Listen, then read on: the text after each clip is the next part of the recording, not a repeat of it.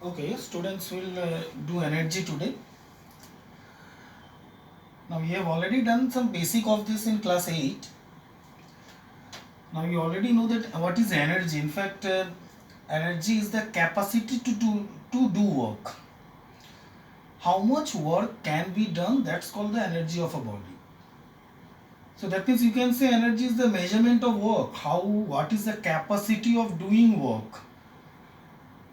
And hence energy and work, they share the same units, joule and urge. So you say somebody's energy, if a body have an energy of 50 joule, that means it has a capability or it has done a work of 50 joule. So therefore the energy of the body is 50 joule. So hence we say that energy is the capacity to do work. The SI unit of energy is joule and CGS unit is urge. Now there are a lot of types of energy you have heard about. You have heard about solar energy, hydro energy, electrical energy, sound energy. But first we'll specifically talk about mechanical energy. Now mechanical energy are the energy possessed by a body due to the virtue of its motion, position or configuration. That means simply if there is a movement or there is a change in position in a body or there is a change in shape in a body, the energy that is associated with that is called mechanical energy. So there is a movement in a body, there is a change in position in the body, there is a change in shape of the body, that's change in configuration. So that energy that is possessed by that body is called mechanical energy. Okay. Now this mechanical energy is of two types. One is kinetic energy and another is potential energy. Potential energy we measure as mgh, where m is the mass of the body, g is the acceleration due to gravity and h is height from the ground level. Now this potential energy is also of two types. One is the gravitational potential energy and another is the elastic potential energy. Gravitational potential energy is due to the position of a body. So due to a position, when a body is at a certain height, so that means if we suspend a body at a certain height from the ground, so that means this body has a potential energy now. So that means this is the gravitational potential energy. So the energy possessed by a body due to its height from the ground, that is the gravitational potential energy. And the energy possessed by a body due to the configuration, that is called elastic potential energy. For example, a spring. Say if you take a spring, this is a normal spring. Now if you compress this spring this way, and then if you release it, then it will move in these two directions with a certain energy, and that energy is called potential energy. In fact, that is elastic potential energy. Okay, now conversely, if you stretch this spring, and now if you leave it, now the restoring force will be inside, again with a certain energy.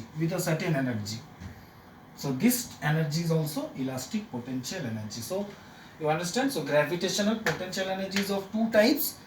One is the gravitational potential energy and next is the elastic potential energy. Okay. Now kinetic energy can be measured by using this formula, half into m into v square, where m is the mass and v is the velocity of the body. Okay. Now I'll show you the derivation of this formula, that how this formula came. Okay, so we can also derive this formula. Okay, now we'll derive k is equal to half mv square. Now let a body of mass m moving with a velocity v. Now suppose as a body m of mass m, and it's moving in this direction, with a velocity v, it is moving. And when a retarding force F, now we are applying a retarding force F, like applying brakes, for example. When a retarding force F is used, the body stops, but after traveling a certain distance. So the body is stopping, say the body is stopping here, and the body is traveling a distance of s. So now the body is at rest here, so here the velocity is 0 after traveling a distance s, and with a retardation of a. So naturally there will be a retardation, so let us take that retardation as a. Okay, now if we plot whatever we know mass of the body is m. We know the initial velocity. Now generally initial velocity is u, but here we have taken the velocity as v, so you can say initial velocity is v, and with a retarding force F, so that means force we know, that is F, and the body stops after traveling a distance of s, so that means displacement or distance is s,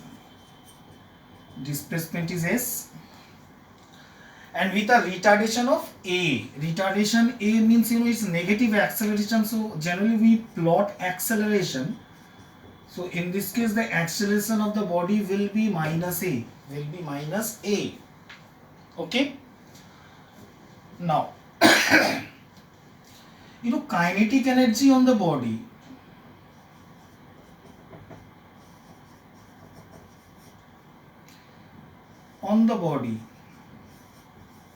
that's K, is always equals to work done by the force F to stop the body.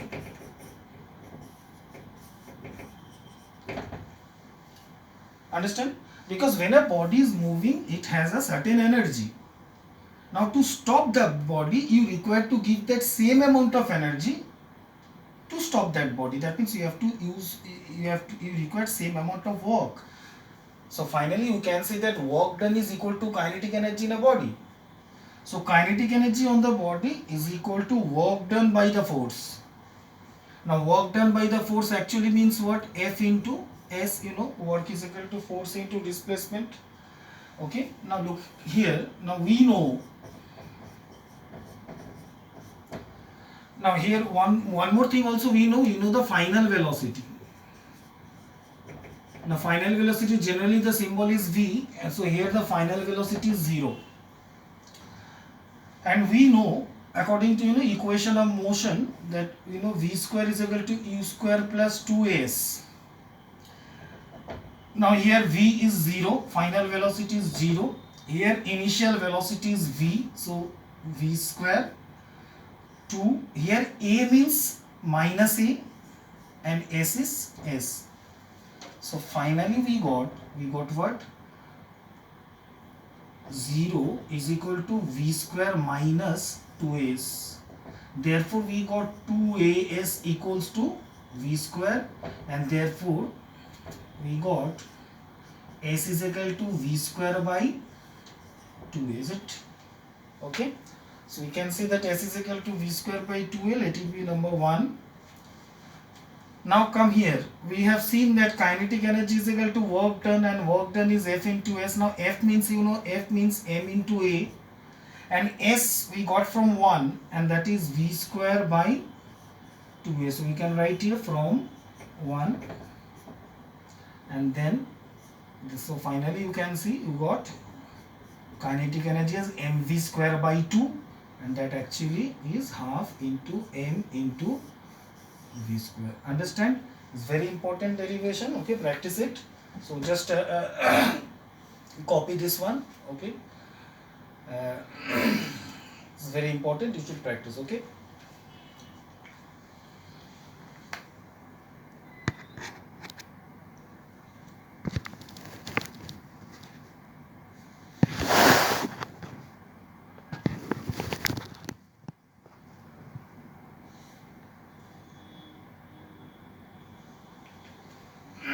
Okay, now we'll do relationship between kinetic energy and momentum. Now we know that kinetic energy is equal to half into m into v square, and we also know momentum of a body is equals to m into v. So from there, if I get v, so v is equal to p by m, and now if I put the value here, half and m, now in case of v square I'll put p by mn square. So finally I get kinetic energy is half into m into p square by m square. Now 1m and one of the m will get cancelled. So kinetic energy is equal to p square by 2m. Okay, so this is the relationship. So kinetic energy is equal to momentum square by 2 into mass, so p square by 2m, or also we can say that p square is equal to 2mk, or p is equal to root over 2mk. So that's the relationship between momentum and kinetic energy. Okay.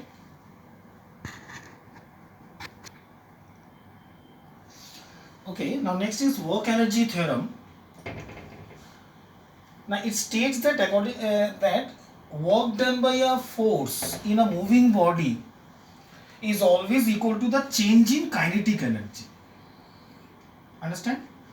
That means if a body is moving, already moving, and when I am applying a force, its speed increases.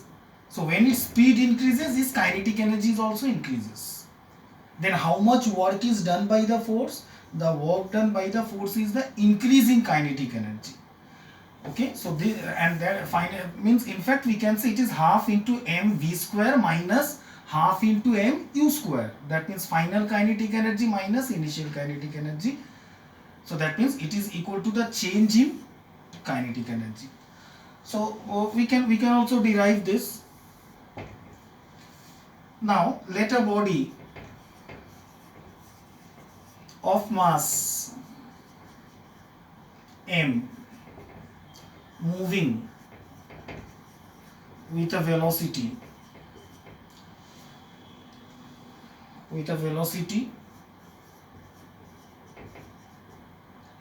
u, and when a force F is applied,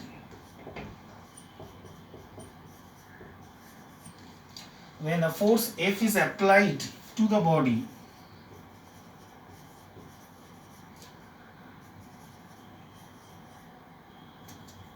the velocity of the body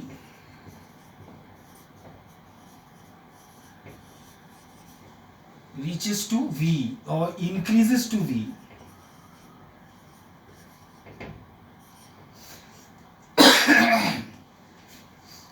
After traveling a distance s with an acceleration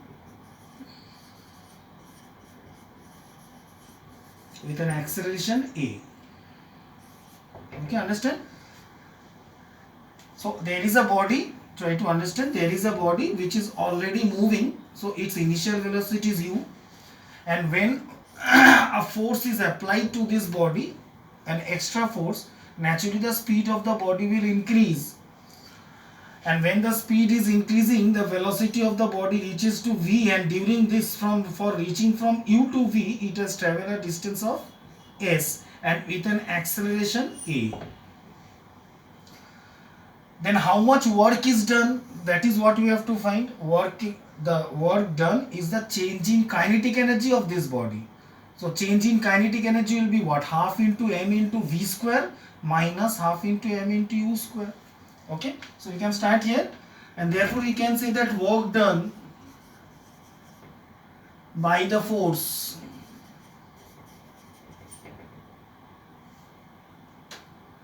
is equal to, work means force F into S, you know F means m into A, and again for S, if you see v square is equal to u square plus 2as.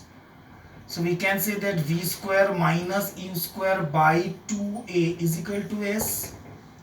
So therefore here also we can write V square minus U square by 2A. Again here A and A get cancelled. So what I am getting? Finally I am getting what? Work is equal to M into V square minus E square by 2, and that actually means half M V square minus U square. So finally, if I have to get the work done, I can also use this formula, provided I know the initial velocity, the final velocity and the mass. So finally I can say work is equal to half into M V square minus E square, that is half into M V square minus half into M U square. That means what? That means final kinetic energy minus initial kinetic energy, and final kinetic energy minus initial kinetic energy means what? Means change in kinetic energy. Okay, understand? So please copy it.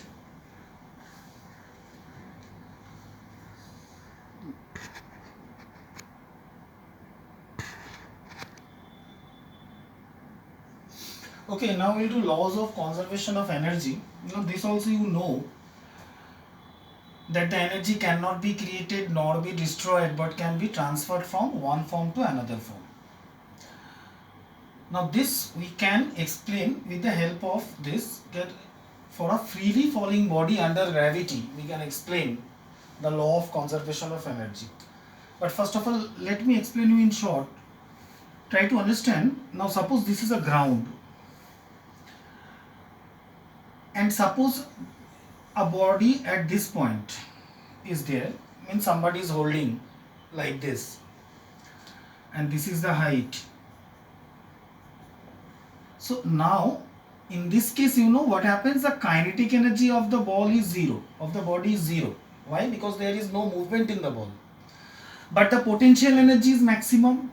Now suppose the potential energy is 50 joules, suppose. Now when we are leaving and when it is falling, what happens as the ball goes down?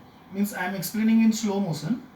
When the ball is going down and down, the velocity is increasing, due to that acceleration, due to gravity, the velocity is increasing.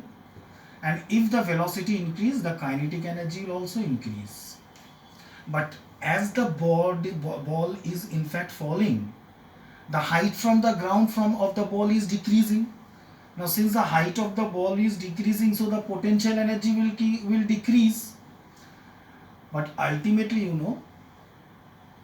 that energy, the sum of the mechanical energy will always remain constant throughout this fault. Now suppose at this height, the potential energy become 10 joule, means increasing from 0 to 10. The kinetic energy becomes 10 joule. Now in that case, what will happen? The potential energy will also decrease, and potential energy will become 40 joule. Now suppose it becomes 25 joule here, so potential energy will become 25 joule. And suppose at the before reaching the ground, it becomes 50 joule. And then in this case, what will happen? The height is 0. So height is 0 means the potential energy will be 0. So again you can see every time the law of conservation of energy is satisfied. But as soon as the ball falls on the ground and hits the ground and it stops, then what happens to this energy? This mechanical energy, it changes into sound energy, and to a certain extent to heat energy. So it's not that the energy is destroyed. So that is what law of conservation of energy states, that energy cannot be created nor be destroyed, but is transferred from one form to another form, and the sum of the mechanical energy is always remain constant. Okay, so now we'll derive this.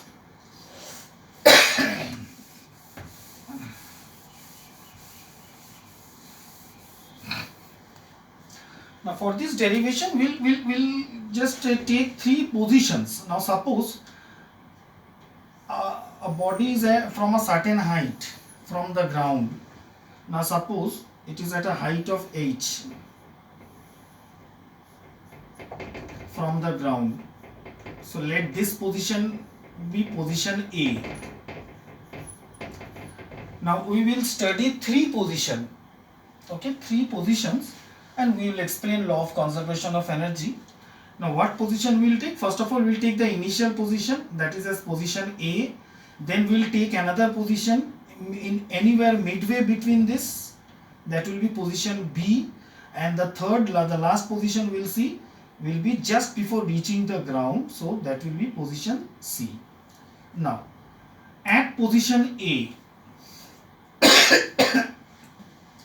now the initial, now here the mass of the body is m, let the mass of the body be m, and the height of the body, initial height from the body from the ground is h. Okay, so at position A what happens? At position A, you know, initial velocity is 0, so there is no velocity, and therefore I can say that kinetic energy is 0, right? So therefore, but potential energy will be what? Potential energy will be mass into gravity into height. So sum of mechanical energy, so we can say at position A, what is the sum of mechanical energy? Sum of mechanical energy,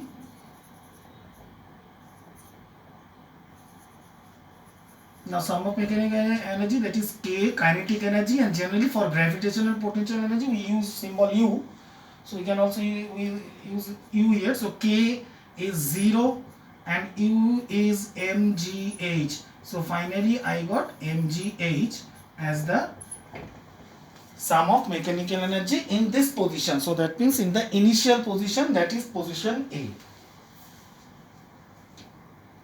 Okay.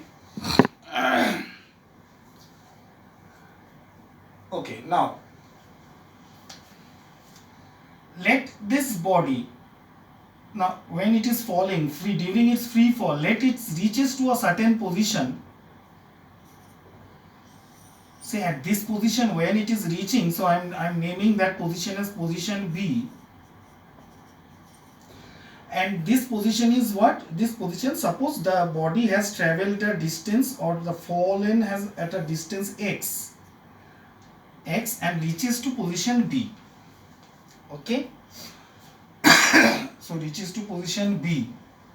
So now I can say the height of the body, height of this body from the ground is h minus x. Okay, from the ground is h minus x. So at position B, what will be the potential energy? The potential energy will be mg into h minus x. And at position B, now try to understand, at position B, when the body initially it was 0, but at position B when it reaches here, now its velocity is not 0, so let us take that velocity as v1. So its velocity is v1. Now at position B, we can say, we already know that v square is equal to u square plus 2s, where v is the final velocity. So if I want to know this one, how much is v1? Now v square means here the final velocity I have taken as v1, so in place of v I am putting v1 square. Initial velocity of the body is 0, so it is 0 and 2. Now you know acceleration acting on the body is g, that's acceleration due to gravity, and the distance traveled by the body is x, so I take distance as x. So finally what I get? I get v1 square as 2gx. Okay, now at position B, now what will be the kinetic energy? You know, kinetic energy will be half into m into v1 square, because now the velocity at position B is this, and kinetic energy then it becomes half into m. Now v1 square means what? It is 2 into g into x. So finally what we get? M into g into x. Okay, again now if I want to calculate sum of mechanical energy, sum of mechanical energy will be what? K plus u. Now K, what we got? We got K as mgx and you got potential energy as mgh minus x. So again what I got mgx plus mgh minus mgx, and again mgx got cancelled. You can see again we are getting mgh. Understand? So at position A also sum of mechanical energy we are getting as mgh. At position B also sum of mechanical energy we are getting as mgh. Okay. Now we will see the last position, position C, that means just before reaching the ground.